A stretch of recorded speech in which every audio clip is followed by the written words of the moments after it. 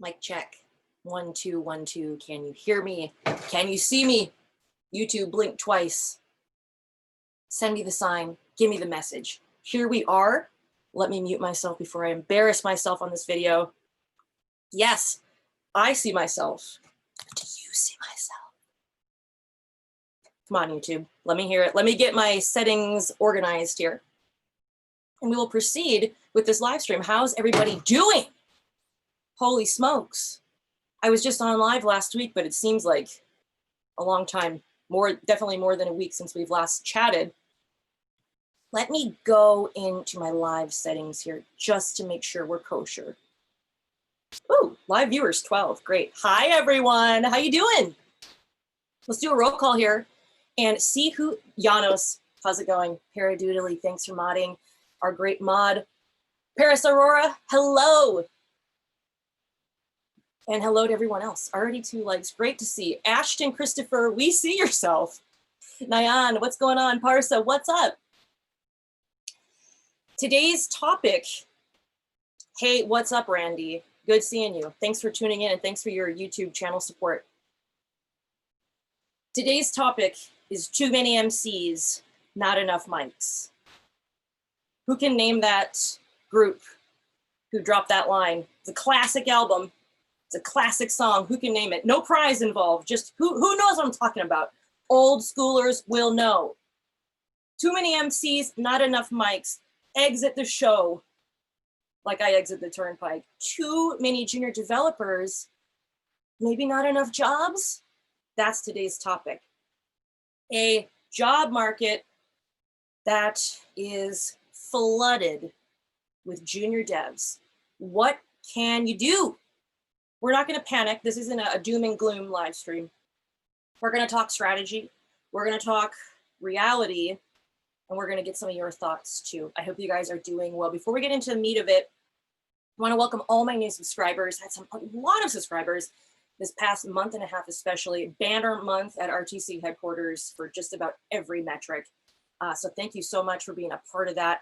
Thank you to my patrons, my YouTube channel members like Randy and many others who I hope we can see today. They have a little piece of candy right next to their name, and that designates them a VIP here on the channel. They financially support this channel. They also have some custom emojis available to them and some other perks, so thank you. We also have people like Chiquito, who not only sponsor and support my kombucha addiction, 1 kombucha a day keeps the Grim Reaper at bay. Just saying, but people like Chiquito help too, and he supports, and some other people too, support via PayPal. So I have a special PayPal link for those who may be wondering. So thank you to all you for your support, making these videos happen and everything else. We're not going to do massive merch drops today. I'm not going to be talking a lot about what's going on. I'm just not in the mood for a lot of self-promotion, which is really surprising because normally I'm all about it. I just don't feel like it. I'm sorry, what did I say? What did I just say? I'm not in the mood at all for shameless self-promotion. Let's see who's here, and then we'll get talking about this topic, because as you may have noticed, the Armageddon is upon us, and YOLO, so let's become software developers. I mean, if you don't do it now, when are you gonna do it? I'm just asking. Let's see what's going on. Tomas, what's up? Your Kashashta, is that a green screen? Kind of. I do have a green screen, but this is actually you might call it a cream screen because I have a cream colored wall behind me. And Zoom actually is smart enough to detect that this is a background. Under normal circumstances, when I use something called OBS, which is my normal video recorder, I do use a green screen, but not today. This is not a real aquarium, mind you. I wish. IIVI prime time. What is up? JC. Tomas, Santiago, Caesar, Infinity Fun. Hello, hello, hello. Welcome. Oh my gosh, a lot of people are here. What's up? Rebecca, Hologram, Nunchuck, M, Luke S, Anthony Sim, Stephen Bishop, Wolfie Master, and apologies to anyone. Ryan Doherty, what's going on? Fuji's. Yep, you got it. Parsa says today's topic is a depressing one. Possibly. Today's topic I wanted to address because this is something I've been noticing even more. For the past few years, we have had a lot of flooding with junior developers, but with what's going on, and I'm going to get into this in a minute, there's going to be even more self-taught developers and college educated developers also, and boot camp people. There's just going to be more junior devs. So we're going to talk about why that's going to be. We're going to talk about how you can kind of hack through that. So like I said earlier, I don't want this to be a depressing live stream. This is for people who enjoy the channel and come here to tune in. Most people aren't going to see this video. So I'm going to try and drop some gems on this one. And also we're going to take some questions and of course read the comments because that's a big thing. Hey, John B already dropping the super chat. Get him, RTC. I'm trying, John. I appreciate that super chat. Thank you. Super chap. You're a super chap for supporting with super chat. James, Robert, Tech Rally. What's up, Tech Rally? Gregory Power. What's going on? Gambit 1357. Flooding, says Luke. Does that explain the background? Right? This is actually my basement. Wouldn't that be so funny? No, it wouldn't be funny. The insurance claim would be delicious, but a flooded basement looking like this would not be so cool. Okay, so I'm babbling at this point. Let's talk about the topic. So as I have a lot of international viewers, but Aunt Rona really affected everyone. All what are we at? 7.7 billion or 8 billion or something. All 7 whatever plus billion of us were affected in one way or another. Some of us were extremely affected. Some of us were only slightly affected. Many of us were kind of falling between those two extremes. And one effect of anti-Rona is that college, at least in the States, now I don't know about overseas, some of you overseas peeps can help me, give the situation report in your area. But here in the States, for the most part, in-person college has been canceled starting in the fall. That's a few months away. That's like 3 months away, right? Well, officially fall doesn't start till after that, but you guys know what I'm saying. The school season starts in a few months. And what they're doing is saying, because of the Rona, we're not doing in person. We're going to be doing online courses. Most people who are paying $60,000, $70,000, $80,000 plus for college education, they're not going to do it online.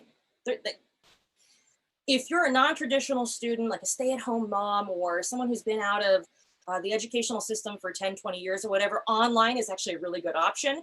But for the typical demographic of a college student, those people are paying for the experience and they want to be in person. The extracurriculars, being able to talk with the teacher after the actual lecture, just communicating with other people and meeting other people, groups and clubs and all this stuff, sports, all those fringe benefits is what people pay a lot for.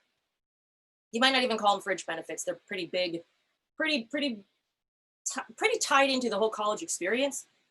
A lot of people are saying, I'm not doing online. I'm not paying $80,000 to go to school online. We already have online options and they're pretty cheap. You can go to an accredited online school for I think it's like 150 bucks a credit. A lot of these people are just going to be opting out. And so what's happening? We have a whole bunch of younger people who are bored, who still want to do something with their life. And what do we have online but hundreds? Now, I just dropped this article a few weeks ago, 101 places you can learn to code for free. And that's not even all of them. Those are the free places. We have free Code Camp, Code Academy's free tier. Oh my goodness, we have even YouTube. So many places where you can learn to code for free. A lot of these students are going to be teaching themselves how to code, or at least trying. These otherwise would-be students going to UCLA, NYU, any in-person college where they're saying, okay, everything's online, they're seeing their enrollment numbers tank. And so what are these younger people, what are these would-be students gonna do? They're gonna be online more. They're gonna be researching non-traditional educational paths, cheap educational paths. And so this is my prediction. This isn't something that is set in stone, But my prediction is we're going to see even more juniors flooding this job market, because all you need is 6 months to a year and you will be ready to start applying for jobs. Some of these 1%ers, they're just going to need a few months, maybe even a smaller percentage, a few weeks if they really crank it out. Because some of these people have had previous college education. Not everyone going to college, not everyone bypassing college this fall is a freshman. Some people are further along. And so maybe they have had some previous coding experience or math experience, college level mathematics, college level STEM, or even a you can tell I haven't taken a communications course, couple of communications courses to put them ahead of the pack. Now, regardless of this happening, for the last, I don't know, 5-6 years especially, we have seen a lot of junior developers looking for jobs. It's why it's so hard as a junior. It's why it's always been hard as a junior. It's always hard being the FNG, the freaking new guy, the freaking new gal, applying to these places when you have no experience. That is universal, regardless of career path, whether you're a plumber, a mathematician, a web developer, or a teacher. If you're new, the reality is that you're just not in high demand, because as we've discussed so many times, employers want 20 years of Dino experience. They want somebody who will work 80 hours a week based on a 40-hour work week. They'll take as much as they can from you with no second thought about it. Everybody wants that senior who they can pay $5 an hour. So unfortunately it is, even when and it's not like I wasn't in this industry, I'm in this industry. I still get paid for coding. I worked in enterprise. I know, this was not very long ago. I was a code newbie 2 years ago. I took my first enterprise job just over 2 years ago. It was hard. I applied to over 60 freaking jobs. I had 10 or 15 interviews online, in person, on the phone. It's exhausting. And I know how tough it is. But one way you won't ever get a job is by quitting.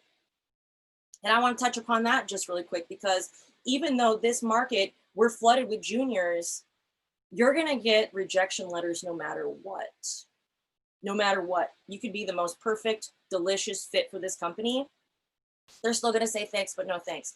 It's nothing personal. You got to keep applying. You got to keep plugging away, and you will find a place. But that's number one. In a flooded market, you cannot give up, and you cannot don't try and convince yourself that, oh, no one wants me. I'll never find a fit. Okay, the majority of places you apply to, this is just mathematics. The majority of places you apply to are going to say no. Doesn't matter what the career is, doesn't matter who you are, they're just going to say no. Your mission should be to find that one company that's going to say yes, because that's all it takes. It just takes one. It just takes one company. It just takes one person to say yes. I had that happen to me the other day. This week, I was taking care of some business. I was going into this business meeting feeling like a zero, okay? I felt like, okay, I have no chance closing this thing, making this happen. And you know what? The person I was talking to said yes. And I was like, what? It's so easy to convince yourself that the world is against you. And, some days it is. But there is a company out there that will say yes. So number one, in this market, you cannot quit.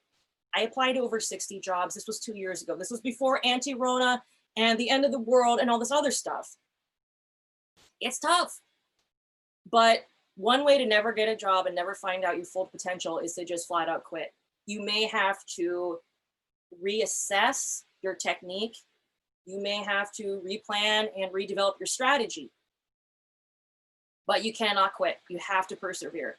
And that may sound like, this is nothing revolutionary, developers. It's really not.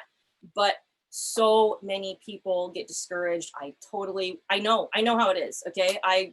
It's a human condition, but you can't. So no matter if you're facing 1 million people as your competition or 5, you still just have to keep just pushing it forward. So that's number 1. Number 2, I want to talk about this idea of being marginally better.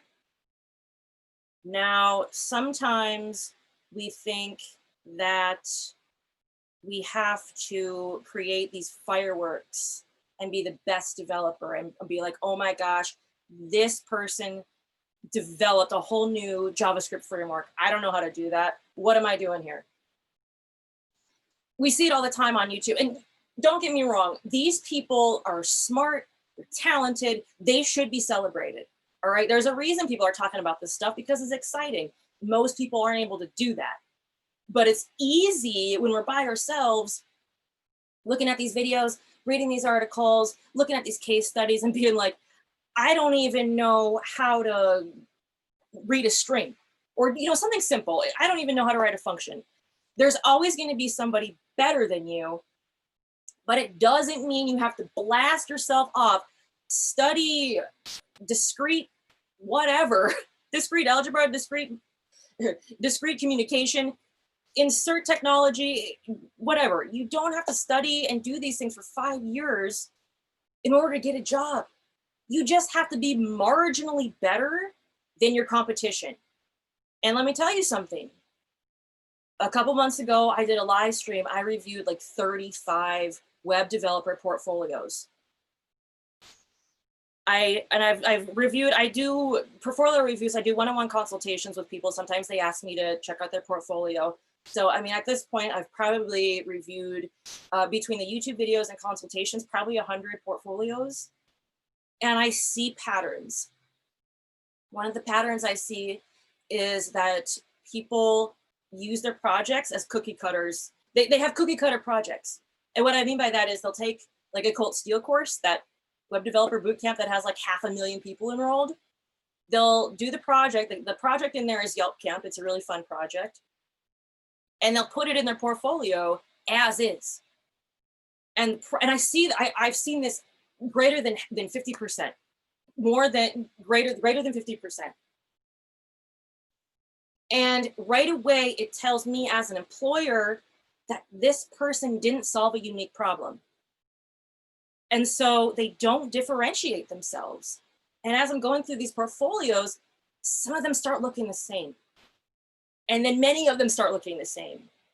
And all you have to do is be marginally better than that project, than that portfolio. And what do I mean by marginally? I mean by the smallest increment. If you and your competition are working on Yelp Camp and they did a carbon copy of that project, but you changed the CSS, there was a background color of green and you changed it to blue, that is marginally better. I would interview you over your competition, all things equal, all other things equal, because you did something different to stand out. So it's not, you don't have to like light these fireworks and blow people's faces off. You just have to be marginally better. This is, now I know at the beginning of this video, I was like, oh, I'm not going to do any self-promotion, but this is a perfect place for me to mention. This is something I'm doing with my platform. It's dropping in a few months. Okay, I have a course called Portfolio Surgery. We talk about being marginally better and using these techniques to just make yourself stand out in front of the pack in a very obvious way, yet with effort that doesn't require weeks or months or years. So, one way you can stand out is by, for example, adding a feature, or by rewriting a feature, or rewriting your entire code base, or refactoring. A rewrite doesn't have to be this huge thing. You could rewrite your CSS and use something like SCSS or Sass less. You could rewrite ES5. Yelp Camp uses ES5. What if one of your projects was Yelp Camp and you used ES6? You rewrote it in ES6. That's impressive. because it's modern. You solved a problem. That's the most important thing. You solved a problem. You solved a problem because ES6 is what we're using right now. ES5, we still use it, of course, but it's not what's hot. It's not what people are aiming for. ES6 is just better to use in a lot of situations when you can rewrite it. I'm digging myself into a hole, but you guys know what I'm saying. Stuff like that.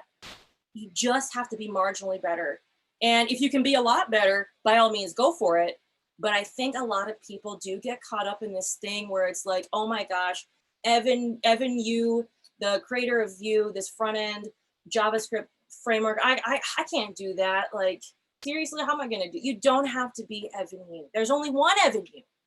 And Evan Yu is doing Evan Yu.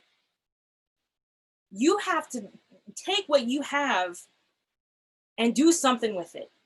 Don't take someone else's thing and do something with it and say, oh, I can't. Here's a story I have to kind of illustrate this. So I started playing guitar as a teenager, and I taught myself guitar, and I love the instrument. I've released multiple albums where I play guitar and other instruments, but guitar is my #1 instrument. I'm very good at it, in my opinion, especially rhythm guitar. Oh, don't get me started on those 16th notes, those funk 16th notes. One day I will show you. But anyways, so I consider myself pretty good at rhythm guitar. I can't read, so I can't play cover songs, developers. And these are this is like a C chord, a D chord, and a G chord. I can't even do it. I promise you. Like, even like a folk song from the 60s, Kumbaya, I'm just like, Kumbaya, A, G, D. I can't do it because I didn't write it and I didn't do it. And some people are like, you can't play you can't like play Bob Dylan. Like, no, I can't. But I can show you what I can do. And it's just like, I'm not able to see into that creator's mind enough to duplicate it and replicate it. And it's the same thing with coding too. You don't have to duplicate someone or reach up to like Bob Dylan levels or Yngwie Malmsteen levels to get paid or to get a job. So I've been monologuing for like 25 minutes. Let's go to some comments. This is a topic I'm very passionate about because my job as Real Tough Candy is to help developers level up, land a job, get a raise. That's what I do. I love doing it. And I know how frustrating it is being a junior, being a code newbie especially, and being like, how am I going to get a job? This is how.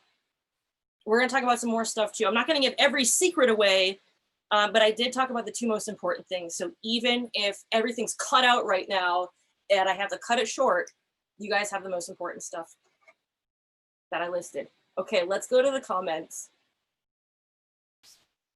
Stan Demand. What's going on, Stan? King. Hey. Tyrese Williams, what's up?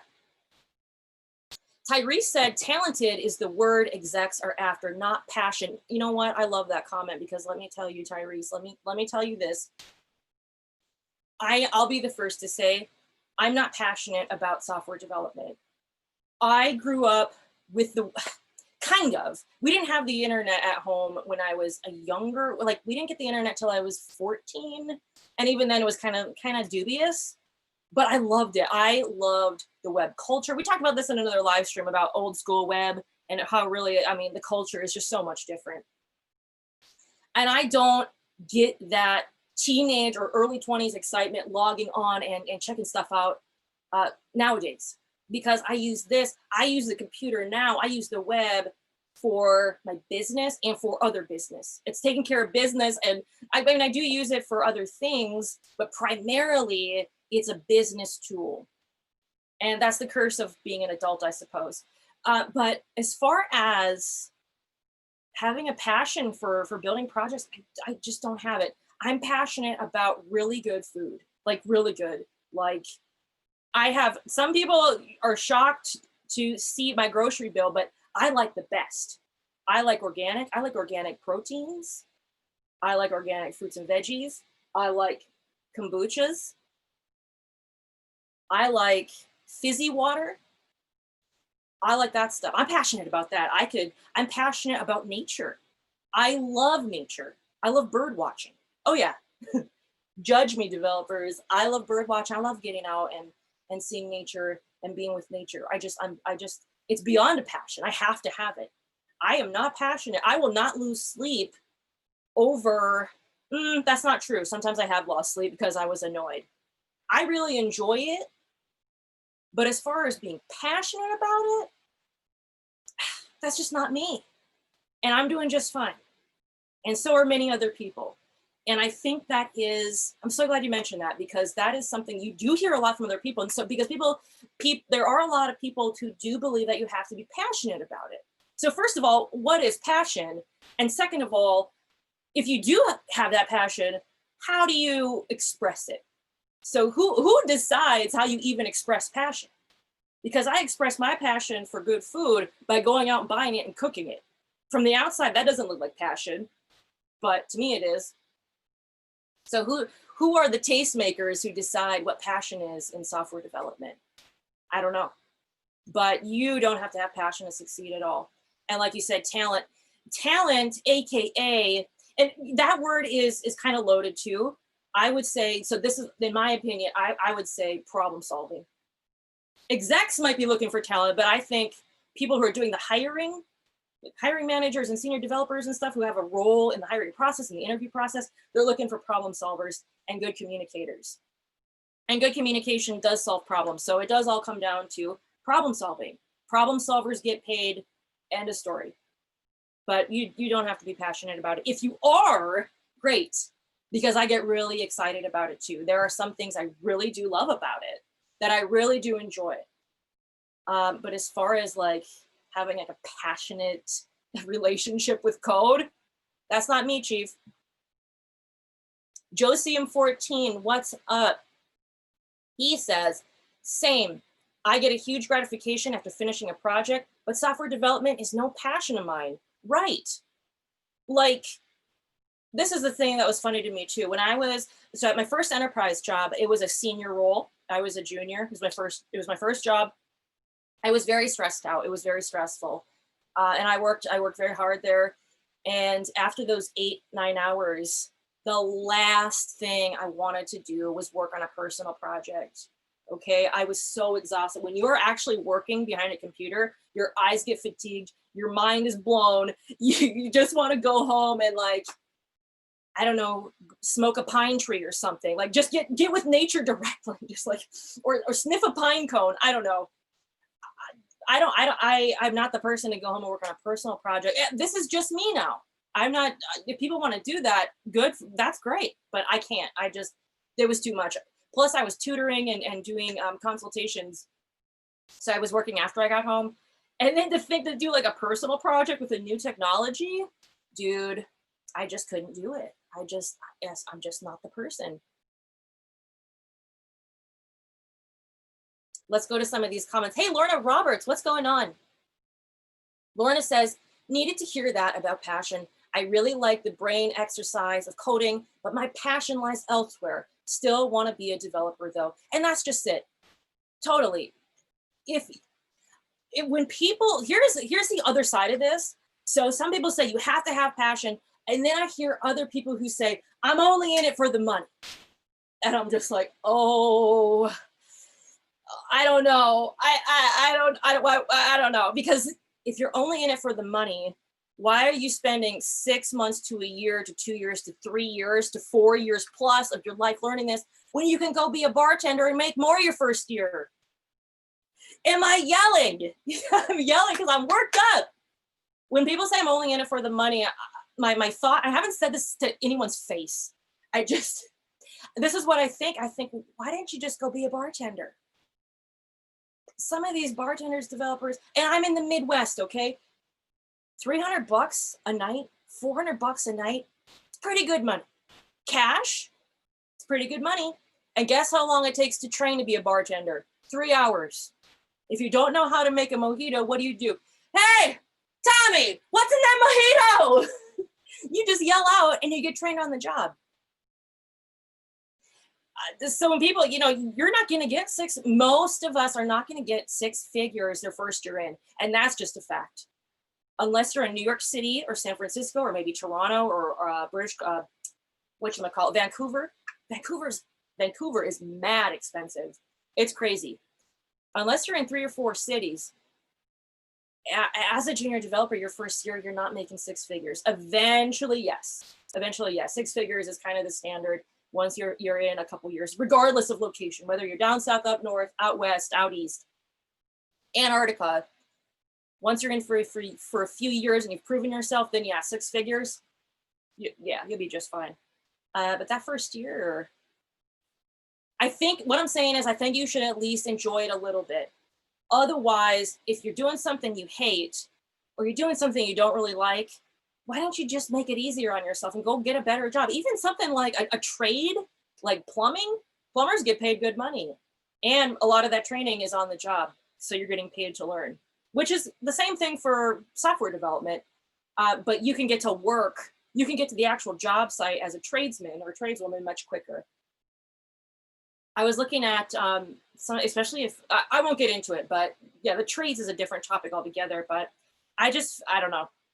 Working with someone who hates their job or doesn't like their job, it's not fun as a coworker. Anybody who's miserable, I mean, you deserve to treat yourself better, in my opinion. Do something you can at least tolerate. What's up, Patrick? Ashton says another factor is all the layoffs from big tech companies like Bird and Uber. That's thousands of senior level devs that can do what we are training to do, but way better. Wow, great point. Yeah, I didn't even think of that. So fortunately, most of us have been spared from the Aunt Rona, from the other stuff. Okay, I mean, and it's always something. And also, I want to add too, I want to keep this positive, but we also have to be realistic about what's going on. This industry is cyclical. The economy is cyclical, no matter what. So it really is. This is a pattern that's been going on since the advent of modern economics and the labor pool. Like this economy, our economy is cyclical. What I mean by that is every couple years, it gets really big, and then we have the downturn. We have a downturn, and then we spin back up. And then we have a downturn, and it's like, oh man, I'm never gonna jump. It's like, whoa, look at all these jobs. This is the standard. So if something's looking pretty bleak, just try and wait it out.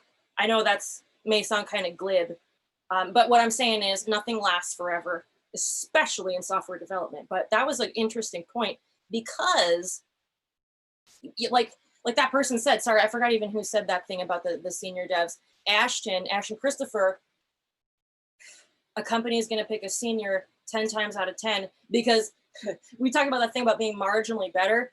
Seniors are like marginally squared better as far as tech skills and experience.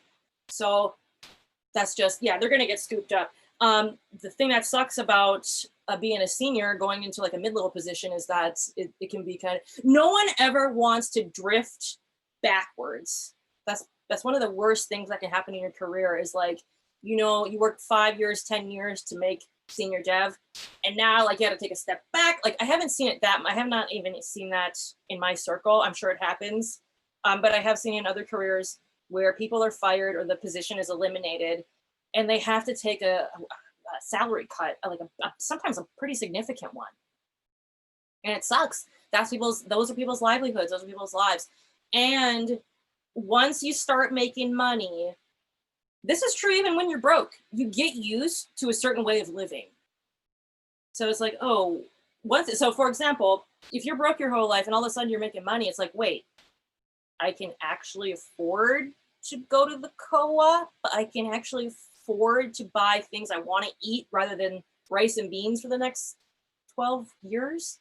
Like it's kind of a culture. It's like a personal culture shock when your economic situation changes and you get used to a certain way of living. Now take it on the opposite. If you're pulling in $250,000 a year plus benefits and your salary is cut, that's going to be a shock too, because people have once you start making a certain amount of money, you set that standard. You set that bar. So yeah, just something, just a side note to note. Turth Metha, what's up? What's up? Yeah, don't be in it for the money. Be in it for improving yourself. Have the craftsman mindset. Nicole White, how's it going? Says, for me, job happiness comes more from my environment rather than the work itself. I love that comment. And I can totally relate to that too. I'm one of those hypersensitive people. Like, some people will just be able to go to work, do their 8, go home. Like, everything affects me. So if there is even like a smidgen of chaos going on in the workplace, I'm just like, all right, my day's ruined. Like, seriously, I need a lot of time to reflect. I need a lot of time by myself. I keep a journal to keep my thoughts straight. I've kept a journal since I was 8 years old, and it's helped me so much. I keep multiple journals. But it's just like, the working environment is so important. A toxic environment, everyone has this person in their life where they hate their job. They hate the work. They hate their coworkers. They have it out for one person in particular who, I don't know, dispenses the Culligan water in a certain way that just triggers them. They hate their boss. They hate their commute. They hate their chairs. They hate the open office. Like, everything about that place, they hate it. And you can see, even from an outsider perspective, how badly it does affect that person, because that's their life. That's their livelihood. And these skills, there's no reason for that in this career field, at least not for the long term. Sometimes we have to put up with things we wish we wouldn't have to. But we put up with them because we know there's light at the end of the tunnel, and getting through that thing is going to be worth it in the long run, or at least the mid run, maybe even in the short term. But what I'm saying is, you shouldn't have to settle for a crappy work environment, because there are so many options you can take and so many career paths you can branch off of and branch out into once you start learning and doing software development. Now, software development is such a blanket statement. The focus on this channel is largely web development. Number one, because that's what I was learning, and that's why I started the channel. That's all I knew. Number two, everything's going to the web. So you don't really meet a lot of desktop offline developers anymore. Even something huge, these huge applications like Adobe, the freaking Photoshop, that's a web-based program. All that whole suite of Adobe stuff. That used to be on CDs. It used to be you could buy it once and never have to worry. Well, now you pay $12 a month to access it through the web. That's a web app. So when I say software development, it is largely web development, but I mean, there's iOS stuff. You can do freelancing. You can work for a startup or a freaking 5 million person company. It's anything. It really is anything you can imagine. I have my own thing that I'm doing. I'm mixing a lot of stuff that I like doing and that I want to do. And Real Tough Candy is a big part of that. It's becoming a bigger part of that. I would love to do Real Tough Candy full time, not just YouTube, but with the platform, with the educational platform we're working very hard on it to be that place that can bring you to the next slot in your development journey, whether it means landing that job, getting a raise, or just skilling up so you can get to that interview. So let's go to the comments. All right, it looks like we have a super chat. So thank you, Donovan. What's up, Donovan? Thanks for the super chat. The software company I work for now, which is my dream job, rejected me 3 to 4 times. Gained some working experience and networking, and eventually get hired. Wow, and you just didn't give up on it. That's awesome. See, Donovan, developers, for those of you who don't know, Donovan has been not only a huge supporter of this channel, he's been on the channel, my website, like 6 or 7 times, but I know for a fact that he is the type to not give up. Paradoodly-doo is our mod today. We may have more mods that I haven't seen just yet.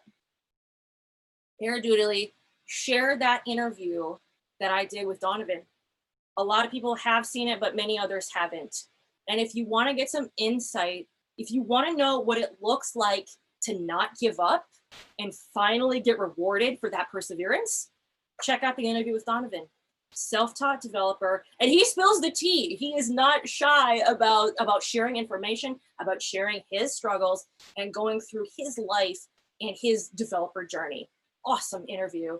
And he has another story about Girl Develop It, which is just so, I just love that story because it just so finely illustrates perseverance and where it can get you. And he is a living example of that. So thank you, Donovan. Appreciate it. And John B sent me a super chat to remind me that Donovan sent a super chat. I love this. This is like a real tough candy pyramid scheme. I don't want to get wrapped up in this, but I appreciate it, John B. Somebody sent me a super chat to remind me that John B sent me a super chat. We can keep this going all night. Shy Yudi, apparently. Yes. Hold on. Thank you. Thank you guys for that super chat. That was really funny. Sal Bravo says, I just subbed. Your content is pretty good. Thanks. Appreciate that.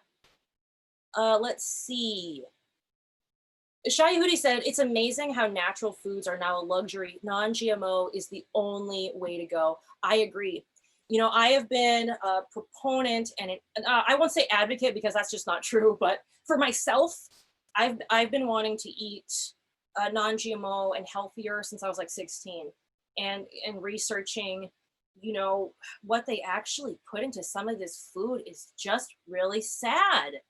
And how I don't want to get off topic too much, but this does have a point. You know, eating organic meat, so that yes, I am a carnivore and I do enjoy animal protein, but I still want that animal to enjoy its life while it's here. That's the least we can do for it. And so paying for that, I mean, I bought a 2-pack. This was like a pound with bone in. Okay, the bones were in these pork chops. 2 bone-in pork chops, probably no more than a pound and a half. You know how much they cost me? $13. Pound and a half of pork chops are something you buy at a supermarket for 88 cents on a Saturday. But I wanted to buy something that I believed in. And that is the treatment of that animal is some, when I'm paying for that, you know, they feed their animals well, they feed their animals organic, they let them roam, etc.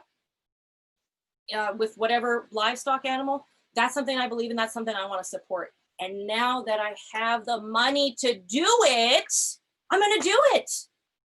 See, that's what I'm talking about, that passion though. Like, I'm not passionate about software development, but the things I put my money towards are things I'm sometimes passionate about and things I'm very interested in. And, you know, now that I'm finally able to economically do these things, it feels amazing. This is something I've been wanting to do forever. And it's always something I've tried to do, but eating healthy is expensive and it sucks. It really sucks. It sucks that cheap food, there's exploitation somewhere, a lot of places in that whole process, that whole process of food preparation and food processing, that whole chain, that whole supply chain, there's a lot of exploitation. You know, and there are probably things there are things in everyone's lives they wish they could do differently, but they can't because they're poor.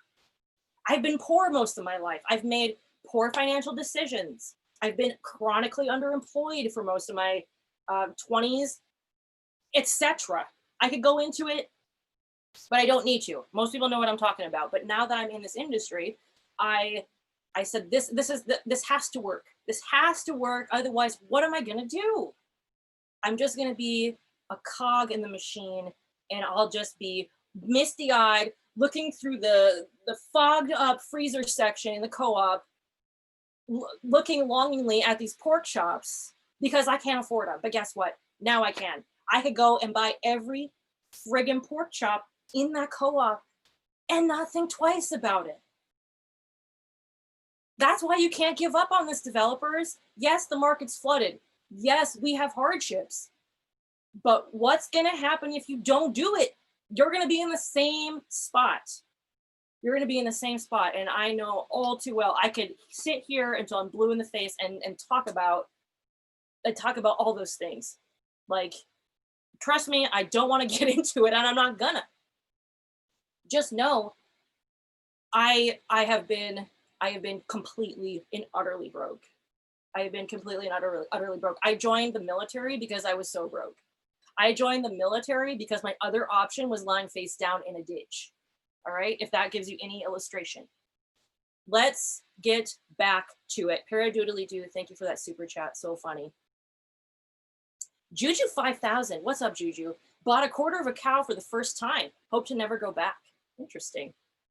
Oh, Candace is here. What's up, Candace? Let's see. How's it going? Julian Sala says, by the way, vegan burgers are actually bomb now. You know what? And this is the last comment I have about food, because I know people didn't tune in to hear me rant about food. But again, this does relate to software development. I can't even talk. This does relate to software development because this is the first time in my life I can put my money where I want to, and I can support things that I want to. It's such an empowering feeling. It's so great. It's such an empowering feeling. But on the topic of vegan burgers, and then we're going to move on. The last thing I've had that resembled a burger was that it was last year when Burger King was just completely hyped. It was the Impossible Burger. The Impossible Burger is so unhealthy for you. I was reading like the sodium and like the actual ingredients, and just nasty. Probably not a good pick if you're trying to eat vegan, going to the BK and pulling up and ordering like a tub of fries and an Impossible Burger. And plus the thing was like $7 for this greasy mob of fake meat. I was not impressed. Candace says, I can relate to you, RTC, when it came to joining the military. Yeah, Candace, we got to talk offline sometime, or at least have a re-battle of Devopoly or whatever that game was where we played. Candace and I did a live stream about a year and a half ago. It was so funny. She played remotely. We played this thing. It was like called Internetopoly, and it's just like Monopoly, but there are these old websites. And so like the Park Avenue was like wallstreetjournal.com or something. Anyways, yeah, I mean, I was so broke. And I had nothing going for me. Like, even though I had an associate's degree, I went to college when I was 16. I got my degree when I was 18. I still couldn't get a job. Like, no one wanted to hire me. It was very dejecting. I was broke. I had personal issues. I had everything. It seemed like everything going against me. And so that was my last option. I was 23 and I was already in a corner. I know how it is for some of these people. I know for how it is wanting to get in this career field, and talking to people who are younger, in their early 20s, even late teens, who are like, oh, I don't know what I want to do with my life. Nothing seems like it's gonna like pan out. This is one of the places where you should be, because even though the title of this video is Job Market is Flooded, Too Many Junior Developers, there's still a place for you. There's still a place for you. The biggest problem with the junior developer pool is that most people just aren't standing out. They haven't proven to their employer or the agents acting on behalf of the employer that they can solve the company's problems. And if you can do that 100 times out of 100, you're going to find a job. A job. My Minnesota is really coming out. So, yeah. Oh, man, reminiscing about where I was in my life. Like right now, I'm on camera. There's fish swimming behind me. I'm confident in what I'm saying, but developers, there's this thing called offline. And when I was offline in my early 20s, I was a hot mess. I was a mess. Ugh, I just can't. Looks like we got a super chat. Is this from John B again? John B, what are you doing? John B dropping the $5 super chat. Thank you so much. Thanks for hanging out with us on Fridays, RTC. Thank you for tuning in. I love the live streams. It gives me a chance again every week to contact and get in connection with people and talk about what's important, as well as get your guys' thoughts on these topics. So getting back to the actual topic, what do you guys think about the job flooding? Do you think that they're going to be even more? Do you think my theory of more people studying this thing is even correct? where do you, I'm interested in hearing your thoughts. And that's a big part of the reason why I do the live streams, John, is because it's one of the best ways to interact. It is the best way to interact with my audience IRL and really talk about what's going on with people, rather than like consult a Wikipedia article from 5 years ago and write an article and be like, well, according to the Stack Overflow survey, 65% of developers think the job market's flooded. Like, what is really happening? So on the topic of that, Stack Overflow recently released their survey, and it was really interesting because by their own numbers, it was something like 45 million or so, it might even be 65 million people visit Stack Overflow every month. All right, that's a lot. And the people who participated in the Stack Overflow survey numbers, 65,000. So it ended up being like 0.03% of Stack, because I did the quick numbers and I don't have them on me, but it was something like 0.03% of Stack Overflow users addressed this survey and took this survey. And it's just like, how can you get, this is what you have to remember about these surveys and these findings, because I do surveys on my channel too. And they have about the Stack Overflow survey has about as much validity as me running a poll on Twitter, which is to say not much, because these polls aren't scientific. There isn't a margin of error, like a plus or minus anything. They're not scientific at all. So these 65,000 people, number one, there's a huge bias, because the people answering the survey are people who had enough time to go out of their way to answer these questions. And number two, you're presuming these people were telling the truth. How many times have you gone to a website where something pops up, or this is notorious on some of these news sites, where you'll get a pop-up, you get a modal, and you can't read the article until it says, answer these questions in order to keep reading. What's your age? What's your marital status? How many times a week did you log on to latimes.com? And it's just like, first answer, first answer, first answer. These polls, and when people say, oh, the majority of respondents, like, okay, these polls and these Stack Overflow surveys, they're fun. They're party favors. There's something you talk about when you're drinking mocktails at a Node.js conference. That's it. So that was my comment on the Stack Overflow poll, because someone said, I think it was Jim in our Discord, was like, there was some ridiculous thing he was just like, there's no way this isn't biased. And I'm just like, Jim, it's totally biased. And there is this, man, I don't even want to get into it. There was something real funny on it. I just won't even touch it. Let's go to the chat. Candace, thanks for that super chat. She still wants a rematch. We're gonna have to, Candace, seriously, that would be so funny. You better prep, you better get ready, because I have been thinking about my strategy for keeping my title as winner of Devopoly, or whatever the heck that game was called. And I'm just saying, you are a match. You are a match to take on, but it's going to be brutal. There are going to be no holds barred in that rematch. Thanks for the super chat. John B, please press the like button. I agree, John. I endorse that statement. Matthew, what's up? Ryan says, I would gladly take less money than I make now to grow into the field with a lower starting salary. That's a good comment. That's a great comment. You know why? Because we talk about, we have this is how it's traditionally happened. This was like old school.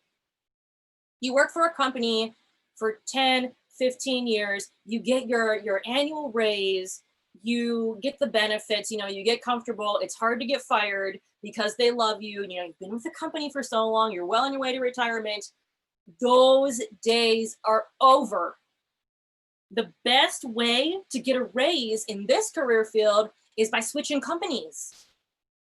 Because your first year at your first company, I'm just going to be very transparent. I've talked about this in videos too. My first salary, my enterprise salary, as a junior developer working in a senior position. Now, mind you, this was in BFE in the Midwest, but still, I was making $45,000 a year before taxes. I thought that was fair. I had no enterprise experience. I did have my portfolio was marginally better But I just thought that was fair, especially knowing that people are paying me to create value for that company. And they're not going to keep you around if you don't make money for them. And if you're just breaking even, that's not good enough either. They need to not only, you as an employee, not only need to pay for your salary, you need to pay your own wages, you also need to create additional value, a lot of extra value, as in value dollar signs, for that company, so they can pay their light bill, so they can pay their internet bill, so they can upgrade their equipment, and so the board of directors gets paid, and maybe even other shareholders and stakeholders. Okay, so there's a formula to that. And if you're not performing and delivering and earning that formula, what's going to happen?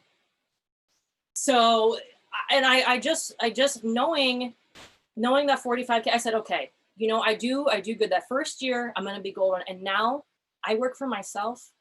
That 45K, I mean, I'm doing just fine. I'm doing just fine. I love running my own business. I never thought I would.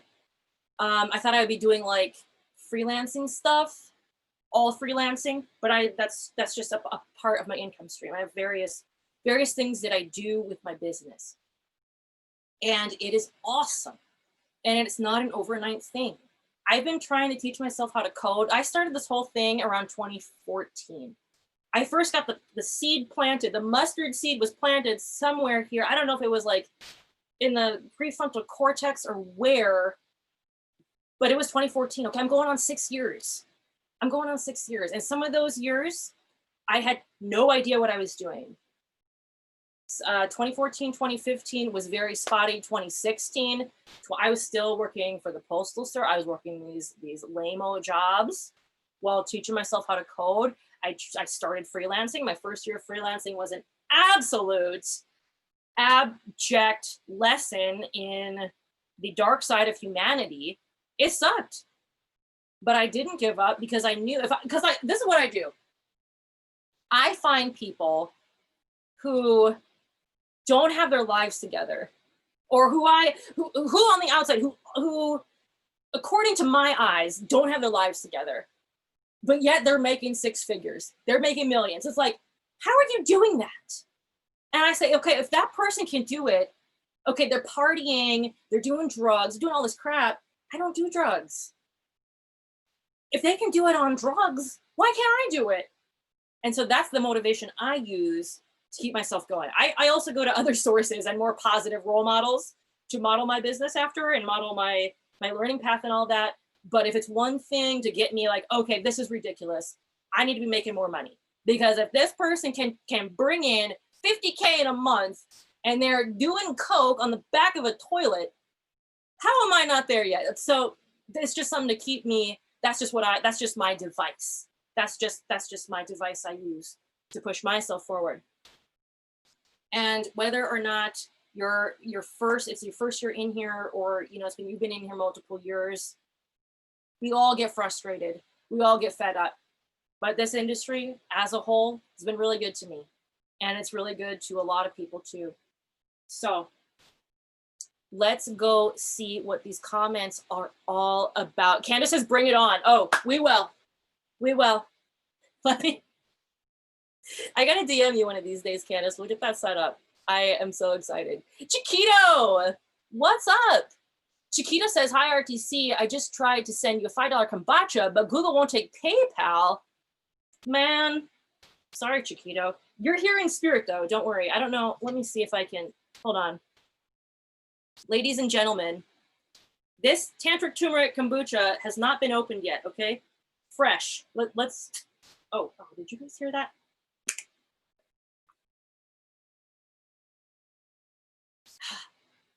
Yum. Thanks, Chiquito. Appreciate you. And all these other super chats. Man, John B is en fuego with the super chats. And Donovan, too. Thanks for that. I appreciate it. Orlando Rodriguez says, why is it flooded? Is the only in the US? Ash Brock says, RIP Rick James. Give it to me, baby. Interesting random comment. Oh, yeah, the Coke on the back of the. So Rodrigo had a question about the job market being flooded. Um, I think this is a global thing. Too many junior developers, and this is not like too many MCs, not enough mics. It's hard as a junior, no matter where you are, no matter where you are in the world, because number one. So this is the other thing. This is the other component. It was a year and a half or 2 years ago. Google, Apple, and the other FANGs, the FANG level, Facebook, Amazon, Apple, Netflix, Google, etc., dropped their college degree requirement. This was a win. This was a win for self-taught developers, because now theoretically, it wasn't counting on a credential.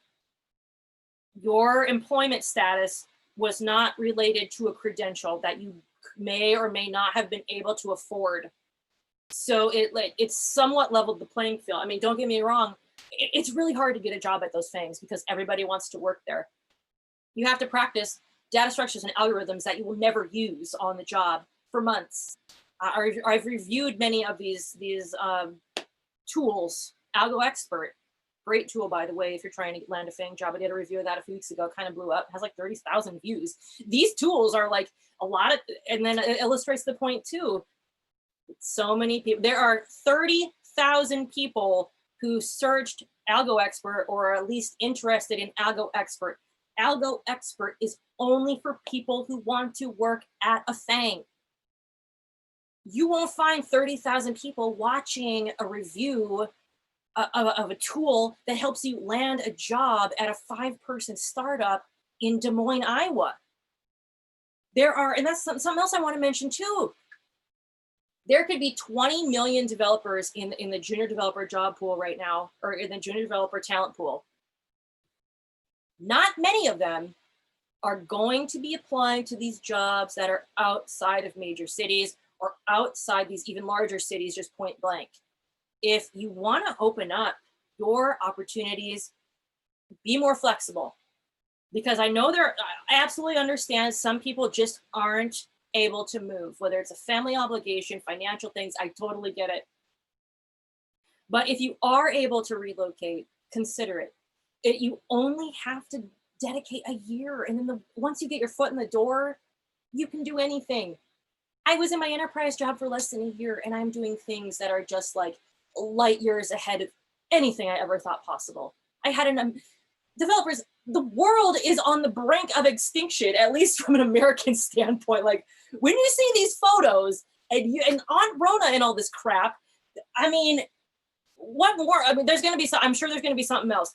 With all this crap going on, I made the most money ever last month.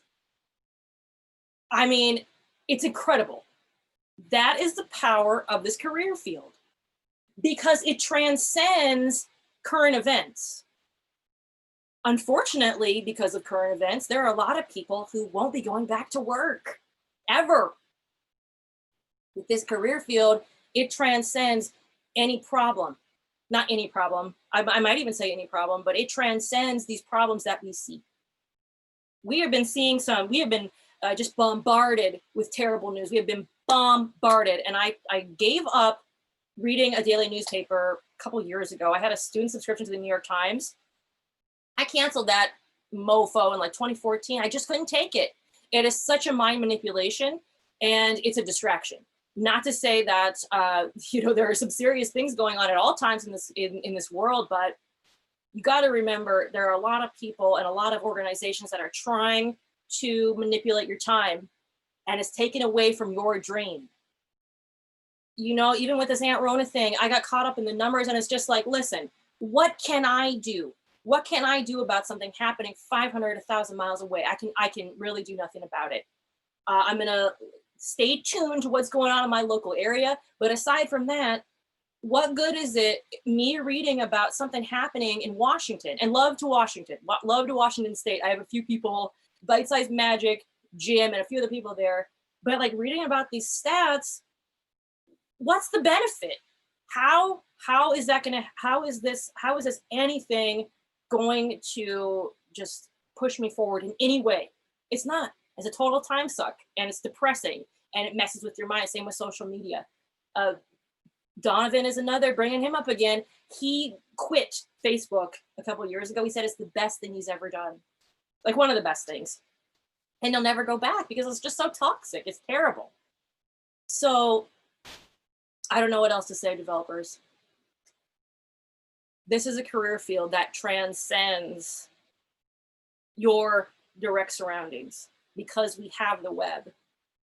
And going back to the point of these small places, ain't nobody trying to get a job in Dubuque, Iowa as a .NET developer. Maybe one or two people, maybe a person who's been out of the industry for a few years. But these smaller towns, I can list off dozens of cities and smaller towns, you know, populations varying from 10,000 to 100,000 in Wisconsin, Iowa, Illinois, the Dakotas. I mean, I could probably list off 50 of them right off the top of my head. And that is a big change for people who lived in a city. But if you really want a job and you're able to, think about it. It doesn't have to be in the Midwest either, whatever country you're in. Check out these smaller places. Plus the benefit too is that it's a lower cost of living. And after that first year, the world is yours. Going back to my original point, that you don't have to be anchored to anywhere once you start getting in the industry. Work from home, work from a coffee shop, be a digital nomad. It's so flexible, but you just can't give up pushing it, and you have to be at least marginally better. Otherwise, somebody else is going to take your place, and then somebody else is going to be marginally better. So why not it be you? Let's go to these comments. It is 5:12. I've been here an hour. Let's check out the comments here. Let's see. Fineway says cocaine and banking go together like PB&J. Yeah. Midnight Sun, what's up? I see the super chat here. I'm trying to click the message. Let's see. Darn it. My window won't go down far enough. I don't know, Midnight Sun, if you left a message or not. All I'm seeing is a $2 super chat. So I appreciate you. These comments are absolutely en fuego. Whoa, we have 115 people here. Hey, developers, if you're tuning in, you've been enjoying today's stream, please hit the thumbs up and let YouTube know that I am worth YouTube's time, or at least someone's time. I'd appreciate it. Let's see, where is that Midnight Sun super chat? It has totally disappeared. Was the super chat? Here it is. Here it is. Midnight Sun says, thoughts on Facebook employees resigning in solidarity. I don't have thoughts on that. I really don't. I don't really get into politics unless it's tech related. And even on Discord, we have a rule, no talking about politics unless it's tech related. This is tech related. And I suppose I maybe should have thoughts on this. Thoughts about, because this is the first I'm hearing of it. Thoughts on Facebook employees resigning in solidarity. I mean, employees can resign for whatever reason. And the fact that they're Facebook employees, they're not going to have a job. They're not going to have a problem finding a job somewhere else. You know what it is? It's software privilege. We're privileged once we start working in this industry because we can quit and go somewhere else. And these companies will, look, there are a million other companies that don't start with the word Facebook. When they see that, even Google, these other competing things. I'll say that story from some other time. When you have the magic word Facebook or Google software developer on your resume, please, you don't even have to interview. There are probably companies that'll hire sight unseen, like, oh, you did what, where? Yes, please, when can you start? People resigning, that's a privilege they have. Because if they really needed the money, they wouldn't be quitting. And if the job market was really that bad, they wouldn't be quitting. We were talking about earlier how people get stuck at their jobs. They get stuck there because they have nowhere else to go. And if they did leave, if there was that opportunity, they're probably going to get paid less. The people who resign from Facebook for solidarity or for whatever reason who leave, they're going to be out of work for a week or two, maybe a month. But people who are out of work for a month probably have some pretty good savings too. So, I mean, that's another reason why so many people want to work for these for the fangs, is because once you have that fate, that word, these golden words, these are platinum. These are, what's that precious metal that's worth like 20 grand an ounce? Palladium or palladium? These are platinum level words. Facebook, Google, Netflix, meh. That's kind of a little bit beneath. Facebook and Google, if that's on your resume, you're fine. You're fine. Look at freaking, and even Clement. That's the guy who developed Algo Expert. He did a video last year saying he's bringing in 50K a month from Algo Expert, which if you have a team, the money goes pretty quick. But I'm sure he started doing this whole video campaign. He's doing a lot more than 50K a month, I promise you. He's making more than he was at Facebook. Otherwise, he would have never left. And if the business was failing, he could hop right back on the FANG train and go work at Google, Apple, PayPal, eBay. You know, there are so many companies. These software developers of that tier are doing just fine. Even non-FANG people are doing just fine. We have that privilege. And going back to the point, if you want to raise, one of the best ways of doing that is going to another company. It's not like it was. This is not your father's root beer. It's not your father's tech industry. People aren't staying 20 years. They stay for a year and they hop and they get a raise. They stay for 2 years and they hop and they get a raise, and they keep doing that. Or then they go start their startup with all this money and they make more money. So yeah, thanks for the super chat. Juju 5000 says, is it important to not sound too desperate? Openly advertise interest, lies, and opportunity experience over salary. Would gladly accept 45K just to get that first year. Less than 45K. Yeah, you don't want to sell yourself short though. This is the problem. This is kind of like the enterprise, selling yourself short in enterprise or startup land is the equivalent of going on to Fiverr as a new seller. Like, you're gonna get disrespected. And the sad reality is that, and this is a global truth, people who get paid the least are the most disrespected. And so if you're working, if you're saying, hello, sir, I really just want to get in this industry, I will take $35,000. They're going to say, well, would you take 25? And then you got, I mean, is it really worth it? You could start freelancing. That's something that I recommend to a lot of people who are trying to get experience and trying to at least mimic what you would find in an enterprise situation or a for-profit situation. Freelancing is 100 times out of 100 better than doing paper or carbon copy projects from like Yelp Camp or something, or from one of these web developer boot camps, because when you're doing freelancing, you're solving real problems. And that's really, again, what we do. We're problem solvers. So you can bring that freelancing experience to the table of that employer, instead of like saying, yes, I admit I have zero experience. I'm just here to learn. You have to add value to that company. And by saying, I will actually take a huge pay cut just to be here, that implies that you need the job more than they need you. And you've got to convince these people that they need you, or that they can at least benefit from you.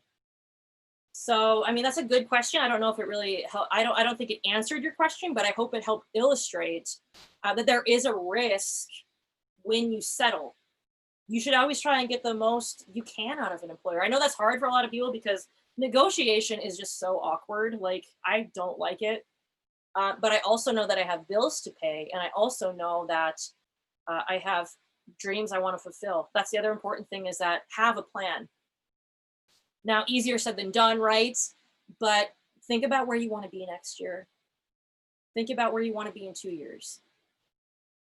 And then I would say sketch it out, draw it out, journal it out, and then strategize from there. Because if you don't have a plan, what's going to happen is that you start drifting, and then you drift into another low wage, low salary situation. You have to, you don't have to know everything, but something, just a vague idea of where you want to be is a great start, because otherwise you're going to drift, and drifting is it's always going backwards. The only time you can go forwards is when you have a plan to do so, in my experience. Great comments and great questions today, developers. I have really enjoyed today's live stream. It's 5:20. We've been here over an hour. So I'm going to take a few more questions, a few more comments, and we're going to say au revoir. Let's see. So many freaking comments. Rikers Island. Whoa! Okay, Rikers Island. $49.99. Whoa! Wow. Holy smokes. I appreciate that. Rikers Island. That was awesome. And just the GIF. No comment, no question, just the GIF. And I think my super chat, my freaking live stream chat is now frozen because of this GIF. This is, we are in the money. Thank you so much. Awesome. Main Street Studio. Main Street Studio just got a job the other week, I believe. Main Street, is this, you're the guy, right? You just got a job the other week. How is it going? I don't want to speak too ignorantly and be like, yeah, Main Street Studio is like, I have no idea what you're talking about, but I think this is the person who got a dev job the other week. Tell us, how is it? Devran, what's up? John B says, resume, LinkedIn, portfolio, those are the three. I have contacts all the time with job offers. Hey, I have a question for you guys. I have a question.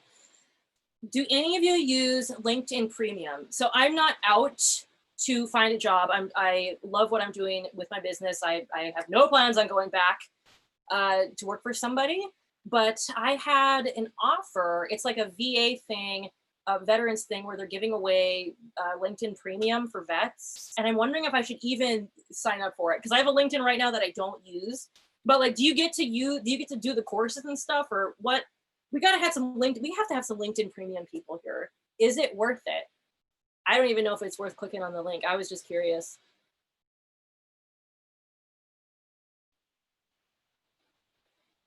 Let's see. Valley O'Grady, what's up? We got some new people here. Welcome to all new people, by the way. I want to say, again, thank you and welcome to everyone who's found this channel. We have had people here, people like Donovan, people like Candace, Chiquito. These people have been here on this channel for over 3 years, like 3 years. It's so humbling, and so I'm just so honored to be a part of your guys' coding journeys and hearing your stories. I just love it. So thank you. Someone said, Fineway says my website is a 404 page. Oh, that doesn't sound good.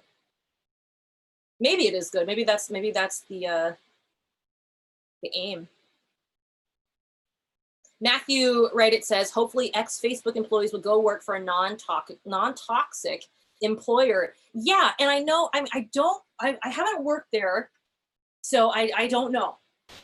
But from what I have heard from these anecdotals, these stories and these anecdotes from people, Facebook can be really nasty. I don't know if it's true or not. I hope it's not. But some people have said that it can be pretty nasty. And I'd imagine any FANG level company does have a certain set of standards. I mean, they have to, this is the thing, they have to perform. They have to provide a service. They have to provide a certain standard to pay not only their employees, to pay not only themselves, but to also pay their shareholders, and to also get more money from people. Also, they have to succeed to keep the hamster wheel rolling and keep that income flowing from advertisers as well. It's funny that Google, you can actually talk to a live Google representative, but only if you're trying to place an ad. It's the only place where you can get live support. Like, oh, you paid for whatever service, what is their professional email service? Like, sorry, read the pages. Read the help pages.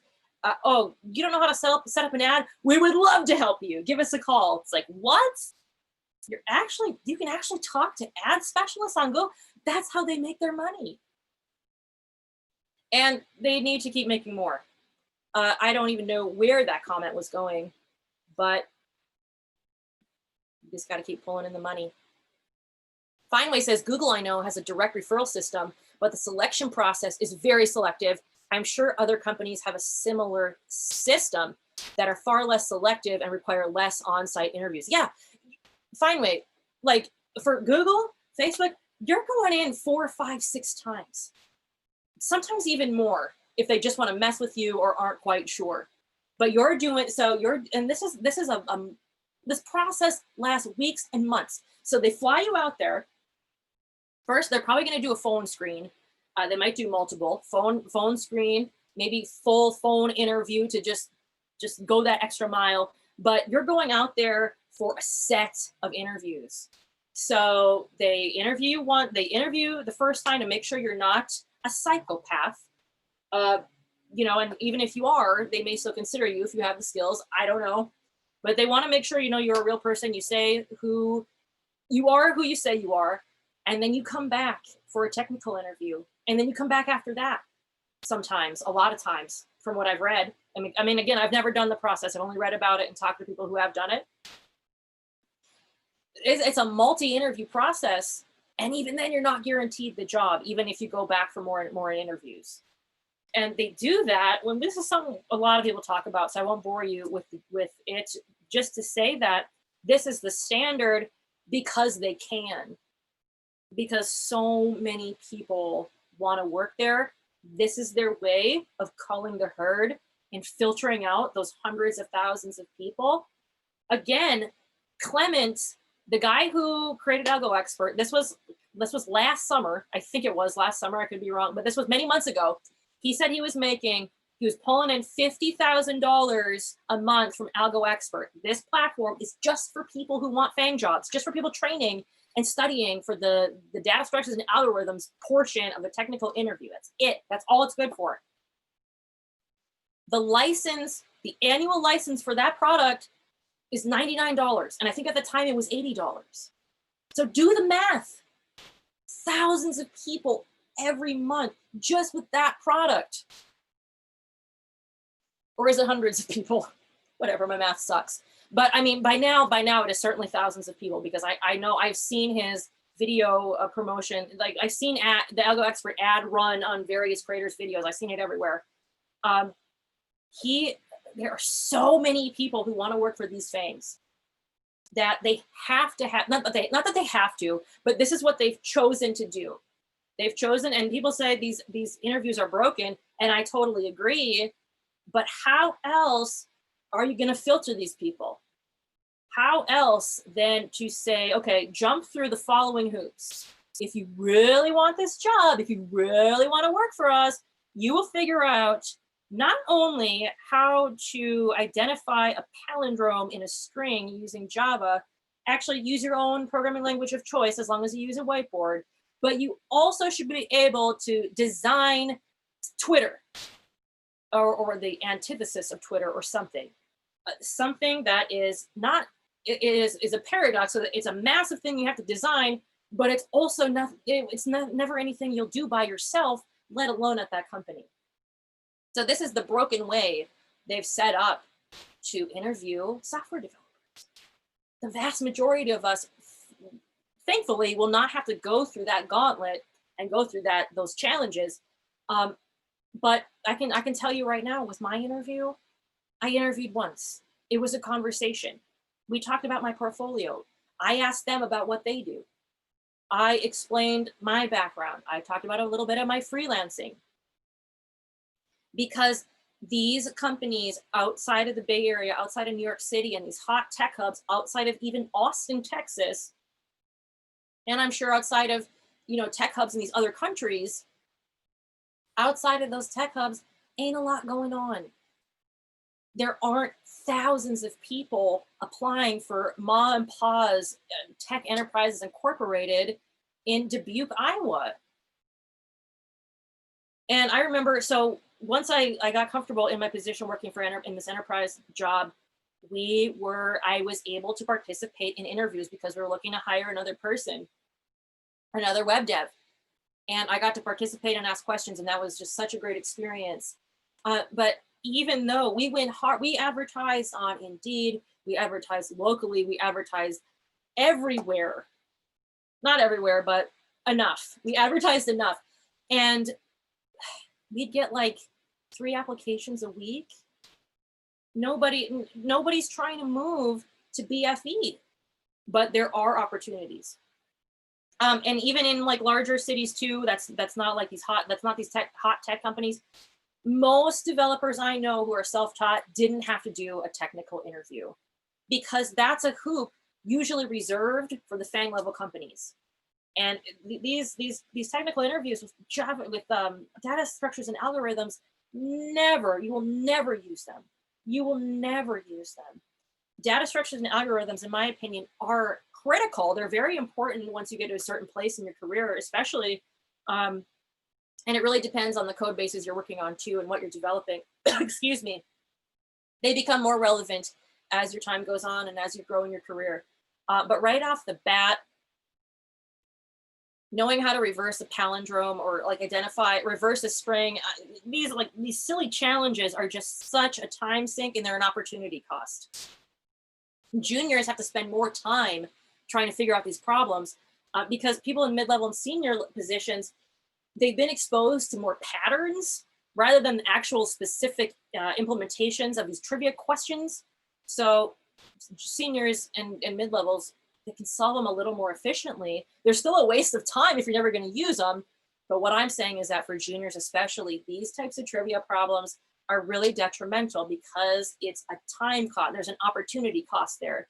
For every hour you spend studying heaps and designing a Twitter clone, you could be spending working on your portfolio, starting a freelance project for someone in your family, solving a real problem.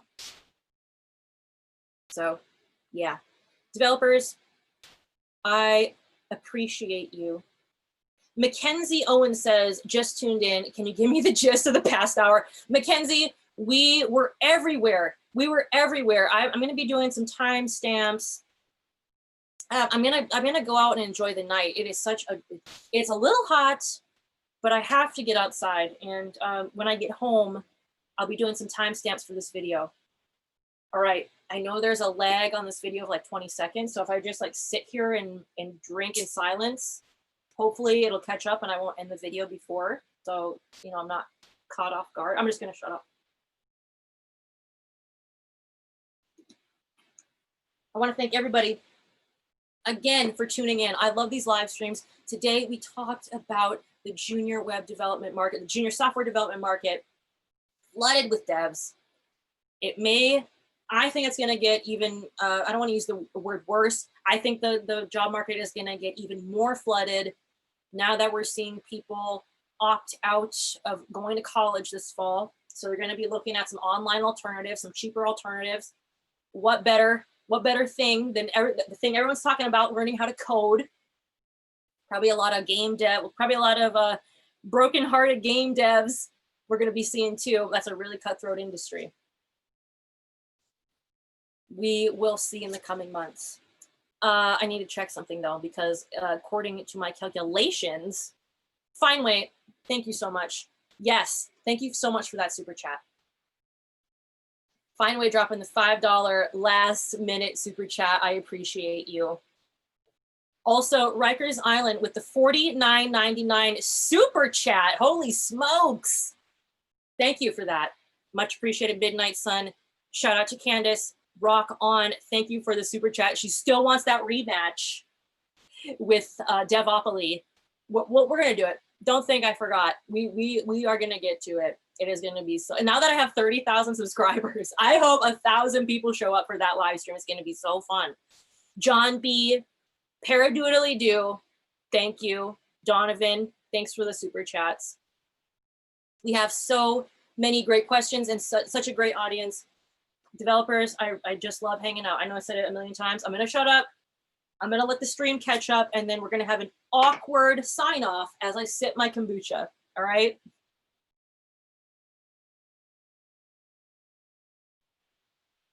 Okay. I hope everyone's doing well.